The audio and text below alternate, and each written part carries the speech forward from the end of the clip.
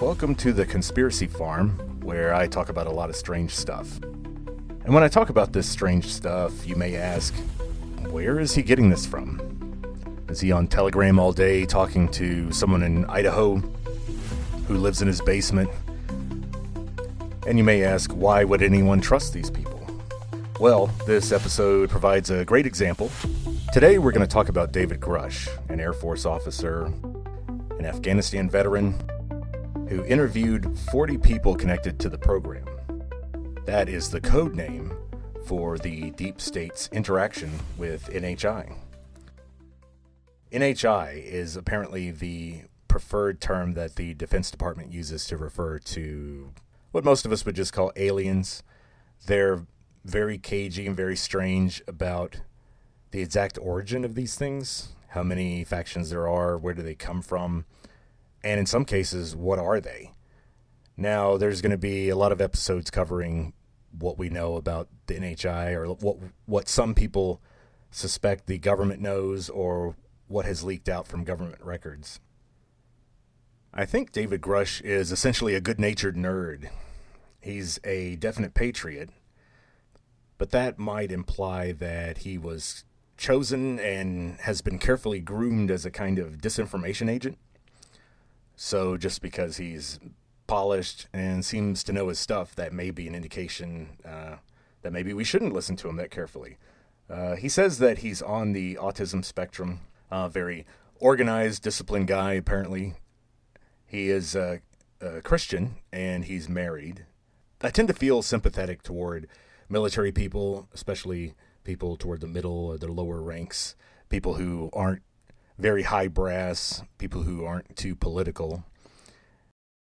David Grusch testified to Congress in 2023, and he says that the U.S. government is in possession of non-human technology. He also says that we've reverse engineered some of this material, and it's been hidden from Congress and most presidents for decades. Grusch's first public speaking about the issue was with an Australian journalist named Ross Coulthart. He's been following the UFO/UAP beat for years now. And a lot of people thought, well, this is sensationalist weirdness, who cares? But then David Grusch testified under oath to Congress in July of 2023. And today we're going to listen to some of the exchanges from that meeting. And then we're going to do some major overthinking about it. Mr. Grusch, finally, do you believe that our government is in possession of UAPs? Absolutely, based on interviewing over 40 witnesses over 4 years. And where? I know the exact locations, and those locations were provided to the Inspector General, and some of which to the intelligence committees. I actually had the people with the firsthand knowledge provide a protected disclosure to the Inspector General. Now, earlier in his testimony, Grusch gave some of his most dangerous information, and that is a little bit about his information on how these programs are illegally funded. These special access programs are black budget programs that are started by the Department of Defense, and sometimes they have very, very limited oversight. Also, Grusch talks about ATs, or advanced technology. Now, this is more or less a euphemism for reverse engineered NHI technology. And apparently a breakthrough was made in the 1990s. So it looks like the United States government is in possession of military assets that use what they call electrogravitics. And this is a method for negating gravity or inertia. And that's why these NHI vehicles can do some very extreme maneuvers. Now, almost more importantly, Grusch also talks about how these programs are often completely outside of congressional oversight. He specifically uses the phrase misappropriation of funds, and he does note that the program consists of both private and public sector entities. And this is very helpful when it comes to concealing information. Mr. Grusch, as a result of your previous government work, have you met with people with direct knowledge or have direct knowledge yourself of non-human origin craft? Yes, I personally interviewed those individuals. Mr. Grusch, as a result of your previous government work, have you met with people with direct knowledge or have direct knowledge yourself about ATs, advanced technologies that the U.S. government has? Based on conventional advanced tech, I was briefed to the preponderance of the Defense Department's both space and aerospace compartmented programs, yeah. Do you have knowledge or do you have reason to believe that there are programs in the advanced tech space that are unsanctioned? Yes, I do. Okay. Yeah. And when you say that they're above congressional oversight, what do you mean? Complicated question. So there's, some, I would call it abuse here. So congressional oversight of conventional special access programs, so I'll use Title 10, so DOD as an example, right? So 10 U.S. Code Section 119 discusses congressional oversight of SAPs, discusses the DepSecDef's ability to waive congressional reporting. However, the Gang of Eight is at least supposed to be notified if a waived or waive bigoted unacknowledged SAP is created, and that's public law. Well, so that how does, I don't want to cut you off, but how does a program like that get funded? I will give you generalities. I can get very specific in a closed session, but misappropriation of funds and does that mean self-fund. does that mean that there is money in the budget that is said to go to a program, but it doesn't, and it goes to something else? Yes, I have specific knowledge of that. Yep. Do you think U.S. corporations are overcharging for certain tech they're selling to the U.S. government, and that additional money is going to programs? Correct, through something called IRAD. Now, you'll note that the various congresspersons who ask Grusch questions are very interested in this subject, maybe not because of their concern for humankind, but really because there's a lot of money missing, and that is provable. Note how Grusch often talks about the private sector.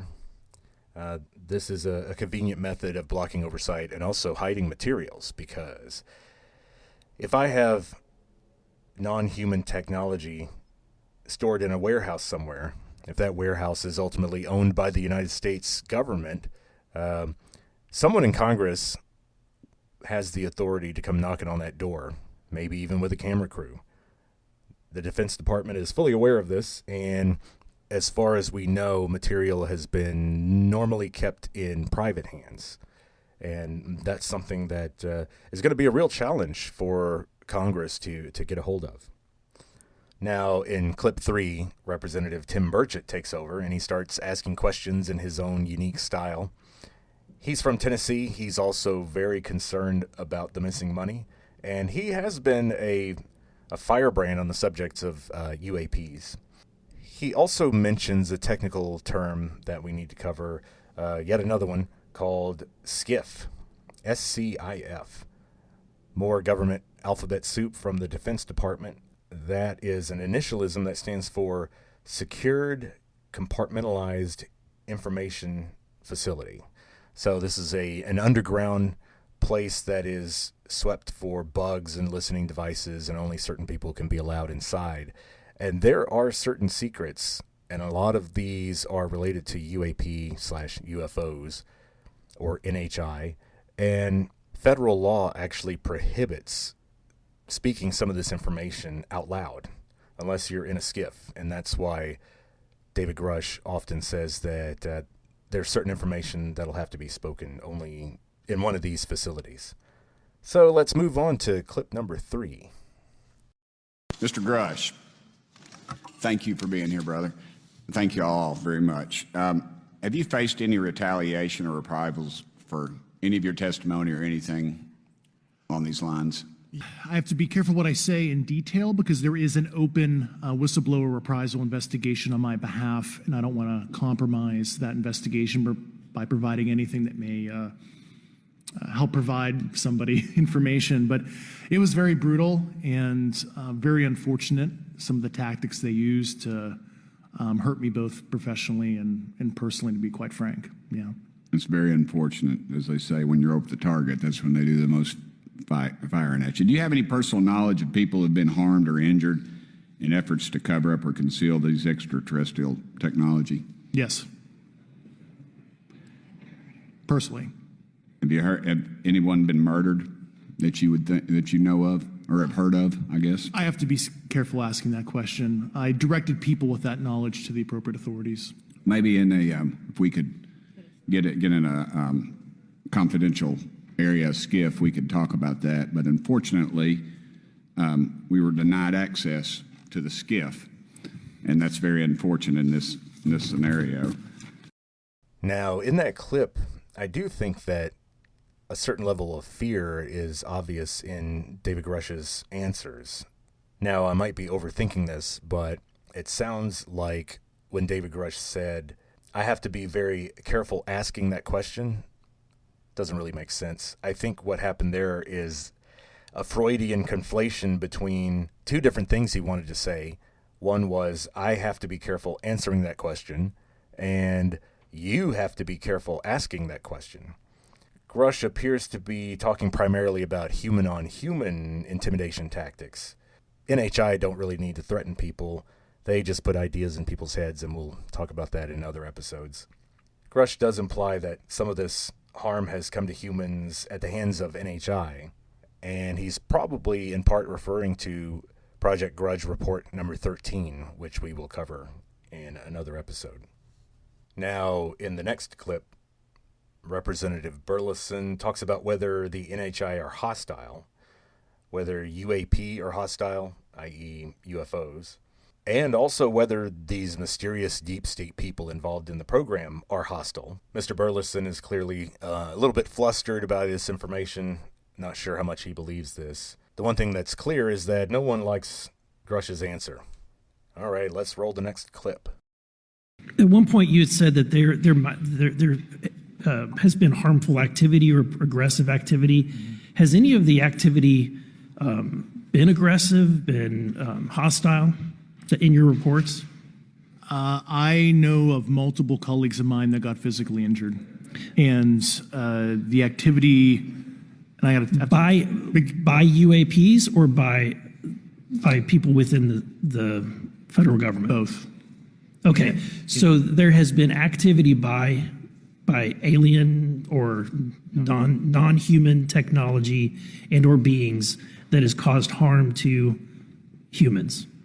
I can't get into the specifics in an open environment, but at least the activity that I personally witnessed, and I have to be very careful here because they tell you never to acknowledge tradecraft, right? So what I personally witnessed myself and my wife was very disturbing.